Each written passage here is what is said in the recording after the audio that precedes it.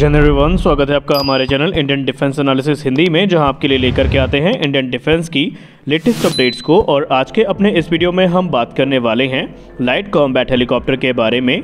दोस्तों, हाल ही में आपने इंटरनेट में एक वायरल वीडियो देखा होगा जहां पर एलसीएस प्रचंड नॉर्दर्न सेक्टर में ऑपरेट करता दिखाई पड़ा था और उसके बाद से लाइट कॉम्बैट हेलीकॉप्टर को लेकर के डिफेंस के गलियारे में चर्चाएं काफ़ी आम हुई हैं।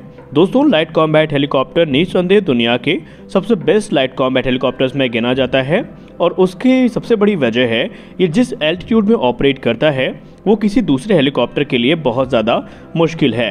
तो आज के अपने इस वीडियो में हम एलसीएच की कुछ ऐसी ही रेयर कैपेबिलिटीज़ के बारे में आपको बताने वाले हैं जो शायद अभी आपको नहीं पता होंगी। तो चलिए शुरू करते हैं आज का अपना ये वीडियो और हम उम्मीद करते हैं कि आज का ये वीडियो आपके लिए कुछ नई इन्फॉर्मेशन को लेकर के आएगा और आप इसे बहुत ज़्यादा पसंद भी करने वाले हैं। दोस्तों, लाइट कॉम्बैट हेलीकॉप्टर का जो यूनिक परफॉर्मेंस है ये इन्हें दुनिया के दूसरे हेलीकॉप्टर से काफ़ी अलग करता है, लेकिन जब बात हाई एल्टीट्यूड वॉरफेयर की आती है तो ये निस्संदेह सबसे बेहतरीन हेलीकॉप्टर के तौर पर जाने जाते हैं। इनकी जो स्लो स्पीड परफॉर्मेंस है लोअर एल्टीट्यूड पे वो भी काफ़ी इंप्रेसिव है। वहीं अटैक्स के लिए इनकी जो स्टैंड ऑफ डिस्टेंस है वो भी काबिल तारीफ है और ये सारी चीज़ें मिल करके इस हेलीकॉप्टर को लीथल, एक्यूरेट और इन्फेंट्री के लिए फोर्स मल्टीप्लायर के तौर पर खड़ा करते हैं।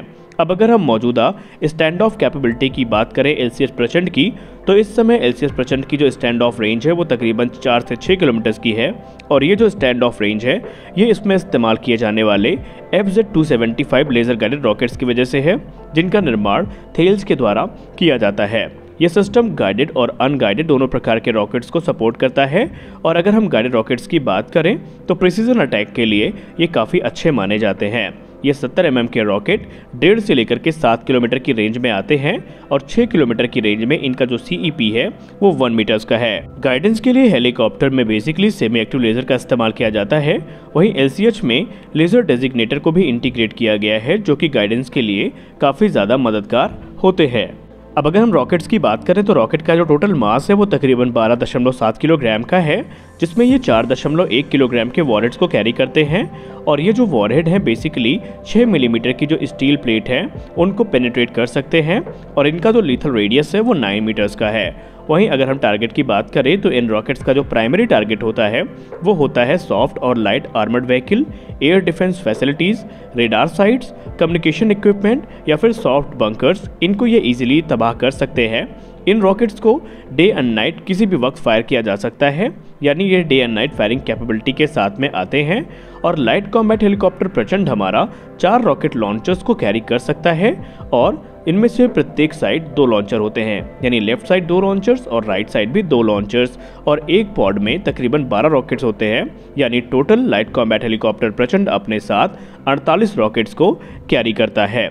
अब आइए बात कर लेते हैं लाइट कॉम्बैट हेलीकॉप्टर के दूसरे स्टैंड ऑफ वेपन्स के बारे में जो कि बहुत ज़्यादा इम्प्रेसिव है। हम LCH में स्टैंड ऑफ वेपन्स की बात करें और उसमें एंटी टैंक गाइडेड मिसाइल की बात ना हो, ऐसा हो ही नहीं सकता। कमेंट सेक्शन में भी आप लोगों के द्वारा एक प्रश्न बार बार पूछा गया है कि आखिरकार 70 mm के रॉकेट्स कहां तक LCH की सहायता करेंगे और इसमें एंटी टैंक गाइडेड मिसाइल का इंटीग्रेशन कब तक होगा, क्योंकि हम सब जानते हैं कि 70 mm के जो रॉकेट्स हैं ये टैंक्स के अगेंस्ट उतने इफेक्टिव नहीं होंगे, क्योंकि आजकल के जो टैंक्स हैं ये वेल प्रोटेक्टेड हैं। इसमें हैवी कंपोजिट मटेरियल्स का इस्तेमाल किया जाता है। इसके अलावा इसमें जो एक्सप्लोजिव रिएक्टिव आर्मर्स हैं वो भी यूज़ किए जाते हैं। खासकर आजकल के जो टैंक्स हैं ये बहुत ज़्यादा एडवांस सिस्टम के साथ में आते हैं, जैसे कि इसमें जो लेटेस्ट लेज़र वार्निंग सिस्टम्स है वो इंटीग्रेट किए जाते हैं, यानी जैसे ही लेज़र डेजिग्नेटर के द्वारा इनको टारगेट किया जाएगा तुरंत पता चल जाएगा इनको और उससे बचने के लिए जो जरूरी काउंटर मेजर्स हैं उनके द्वारा इस्तेमाल किए जाएंगे। तो यहीं पे जो एंटी टैंक गाइडेड मिसाइल्स है इनकी नीड सबसे ज़्यादा होती है। हाल ही में हमारे पूर्व भारतीय वायुसेना प्रमुख RKS भदौरिया सर ने एक इंटरव्यू के दौरान संसद टीवी को यह बताया था कि इस समय LCH में एक नए प्रकार का वेपन है जिसका इंटीग्रेशन किया जा रहा है, जिसकी स्टैंड ऑफ रेंज होगी तकरीबन 20 से 30 किलोमीटर। हालांकि ये रेंज कोई मजाक नहीं है, ये बहुत बड़ी रेंज होती है, खासकर अगर हम लाइट कॉम्बैट हेलीकॉप्टर के संदर्भ में बात करें। हालांकि उन्होंने अभी तक इस वेपन के बारे में बताया तो नहीं, इसका नाम तो नहीं बताया, लेकिन उनके द्वारा कहा गया कि जब इस वेपन का इंटीग्रेशन पूरा हो जाएगा तो LCH की जो लेथैलिटी है वो कई गुना ज़्यादा बढ़ जाएगी।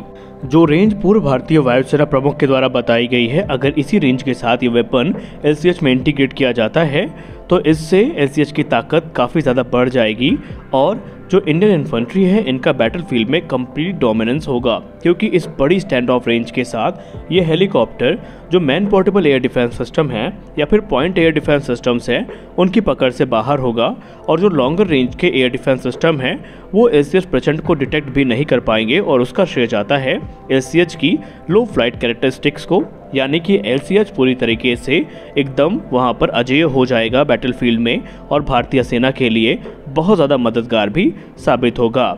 लेकिन सबसे बड़ा सवाल ये है कि जिस मिस्ट्री वेपन के बारे में पूर्व भारतीय वायुसेना प्रमुख ने बात करी है कि वो वेपन कौन सा है। तो आइए जानते हैं इस प्रश्न का उत्तर, क्योंकि यहाँ पर कुछ वेपन सिस्टम ऐसे हैं जो कि इस प्रकार की मैसिव रेंज को प्रदान करते हैं। तो आइए उसके बारे में भी बात कर लेते हैं।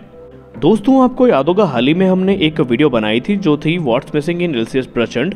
उसमें हमने एंटी टैंक गाइडेड मिसाइल के बारे में बात किया था। खासकर हमने उसमें Helina anti tank guided missile को डिस्कस किया था, जिसका एयरफोर्स वेरिएंट जिसे हम ध्रुवास्त्र के नाम से जानेंगे उसे LCH में इंटीग्रेट किया जा रहा है। और ये जो इंटीग्रेशन है इसको फास्ट ट्रैक किया गया है और ये वर्ष 2023 के मध्य तक कंप्लीट भी हो जाएगा। लेकिन अगर हम इस मिसाइल की रेंज की बात करें तो वो 500 मीटर से लेकर के 7 किलोमीटर तक ही है। लेकिन IF चीफ ने जो बयान दिया है उसमें 20 से 30 किलोमीटर दूरी तक मार करने वाले स्टैंड ऑफ रेंज की बात की गई है।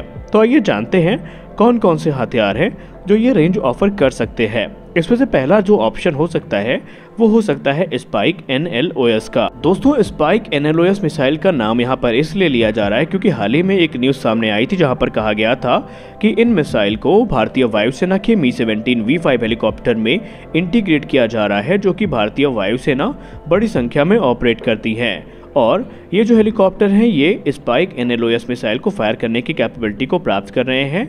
स्पाइक NLOS मिसाइल बेसिकली एक 4th जनरेशन की मल्टीपर्पज़ इलेक्ट्रो ऑप्टिकल मिसाइल है जो कि real time wireless data link के साथ में आती है। इसमें जो इलेक्ट्रो ऑप्टिकल सेंसर हैं वो day and night firing capability इसको प्रदान करते हैं, यानी किसी भी मौसम में दिन हो या रात हो इस मिसाइल को इस्तेमाल किया जा सकता है। ये मिसाइल एक लॉफ्टेड ट्रेजेक्टरी को फॉलो करती है टॉप अटैक के लिए, जहां पर टैंक्स सबसे ज़्यादा कमज़ोर माने जाते हैं और इसकी जो रिपोर्टेड रेंज है वो 25 किलोमीटर्स की है।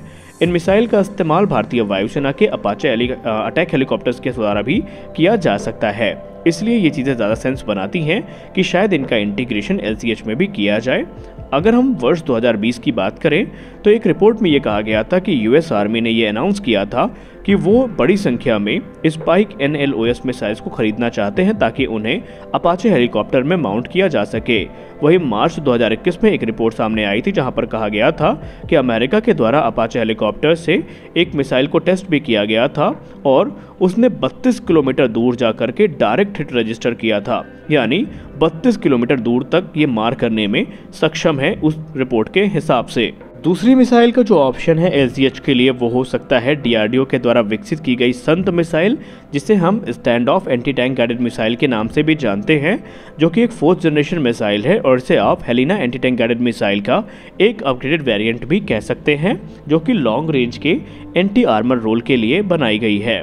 इस मिसाइल को इलेक्ट्रो ऑप्टिकल थर्मल इमेजर के साथ इक्विप किया गया है और इसमें एक nose mounted millimetre wave active radar homing seeker को भी इस्तेमाल किया जाता है। अगर हम इसकी रेंज की बात करें तो वो 15 से लेकर के 20 किलोमीटर की है। ये missile lock on after launch और lock on before launch capability के साथ में भी आती है और इसका जो सबसे रिसेंट टेस्ट DRDO के द्वारा किया गया था वो पोखरण फायरिंग रेंज में किया गया था भारतीय वायुसेना की सहायता से, और ये टेस्ट 11 दिसंबर 2021 को आयोजित किया गया था, जो कि पूर्णतया सही था। तो यहाँ पर 2 ही मिसाइल है जो कि इतनी अच्छी रेंज प्रदान करती हैं, जो कि पूर्व भारतीय वायुसेना प्रमुख के द्वारा क्लेम की गई है। या तो वो स्पाइक NLOS मिसाइल है या फिर वो संत मिसाइल हो सकती है। खैर, आने वाले समय में ये चीज़ें क्लियर हो जाएंगी कि कौन सी मिसाइल है जिसका इंटीग्रेशन यहाँ पर किया जा रहा है। खैर, LCH की ये कैपेबिलिटी न सिर्फ भारतीय वायुसेना और भारतीय थल सेना को अट्रैक्ट कर रही हैं, बल्कि इस समय रिपोर्ट्स में तो चौंकाने वाली चीज़ें सामने आ रही हैं। रिपोर्ट्स में ये क्लेम किया जा रहा है कि नाइजीरिया पहला देश बन सकता है LCH प्रचंड को खरीदने वाला। जी हाँ, रिपोर्ट्स में ये दावा किया जा रहा है कि नाइजीरिया एक अनस्पेसिफाइड नंबर में जो भारत के ये हेलीकॉप्टर्स हैं इनको खरीदने के लिए इच्छुक है, और माना जा रहा है कि नाइजीरियन आर्मी के 6 ऑफिसर्स इस समय ट्रेनिंग कंप्लीट भी कर चुके हैं ध्रुव हेलीकॉप्टर में और उन्होंने LCH को एक्सपीरियंस भी किया है। और रिपोर्ट्स में यह दावा किया जा रहा है कि नाइजीरिया S-300 प्रचंड को खरीदने वाला पहला देश बन सकता है। तो आज के इस वीडियो में बस इतना ही। मिलते हैं अपने अगले वीडियो में कुछ और इंटरेस्टिंग अपडेट्स के साथ। तब तक के लिए जय हिंद।